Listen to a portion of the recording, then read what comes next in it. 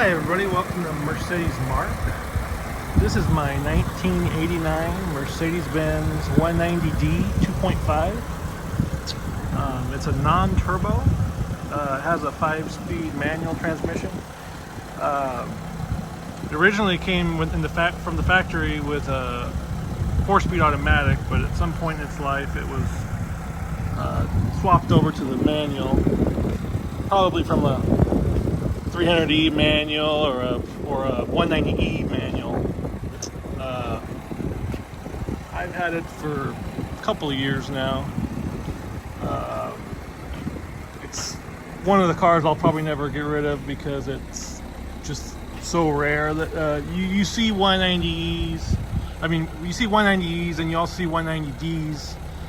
190Ds in particular from 84, 85, 86, and occasionally 87 turbos, which 87 the turbo model was only for 87 only, but you never see 89s, which is the facelift model. 89, you had the updated side cladding, and that's really mainly the only updated part of the car on the outside. I think the car sat a little lower too than the 84 to 88 models. Yeah, they only sold, I believe, 680 U.S. sales for the 190D and 89. So if you see, if you see a 89, and it's a really rare car, you just don't see them. You're more likely to see a 84, 85.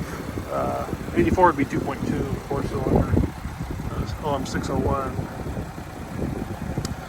These are just terrific cars. They just require very little maintenance compared to the gas-powered 190E. Although those are excellent cars too. They just, here in California, they're next to impossible to keep smogged. Thankfully, the diesels here are smog exempt from 97 and older. So these are just an excellent option if you're looking for an older Mercedes and a classic Mercedes in California. I would highly recommend a diesel. Yeah, this is a fun car to drive. It's really good on fuel. It gets about, I'd say 35, 36 at the most. It's gonna get, it's a 35-year-old car. That's pretty good. And it's a little rough around the edges. When I got it, the trunk and the hood look just like the roof does. But I replaced the trunk with the same color trunk from a 190E 2.6, but I swapped the badges over. The old trunk had a dent right here too, so it had to be replaced. Unfortunately, quarter panels kind of peeling on the clear coat, but for a daily driver, that's inexpensive and fun to drive, and people look at it all over the place. Can't really beat it. The interior was, the seats were completely destroyed when I got the car, and luckily I found the same exact seats that it had, and it had the full leather interior. The full leather seats are next to impossible to find for these cars. These 190s, the W201. You almost never see them in leather. They're almost always MB-Techs. It's could use a really good detail. But the seats are in fantastic shape. The dash is not cracked. I have this piece of wood trim. The only reason it's off right now is because I was replacing the blower motor switch. Found this cool little Fisher tape holder, set holder. And my very first Mercedes, I've had over 50 Mercedes, and my very first one was an 88 190E. And it had this Clarion stereo. So, kind of for memory's sake, I added. I found one that was identical. I added to this one. It's missing the headlight. I mean, it's missing the windshield washer squirters. You know, something I can fix later. They weren't working. I think one of the pumps is dead. I've got a CB installed in it. I take road trips. I've driven this car from here to California, to North Carolina and back. I've driven it to Salt Lake City, Utah. Just a reliable car. I mean, you just can't beat these 201 diesels, or any Mercedes diesel for that matter. Especially, you know, most people will argue that they'd rather have a turbo. It's hard to beat a non-turbo diesel. They just run forever. They are low maintenance. I mean, you know, they're just amazing cars. So if you're looking for a classic vehicle that will start and run every day and fire up and drive whenever you want it to, even if you let it sit for 2 years, you know, give it a jump and she'll fire up. These diesels, they don't mind sitting. You know, gasoline powered cars are not the same. Especially with the fuel that we have today with the ethanol, the fuel injection systems just can't handle it with all the rubber components they have in them.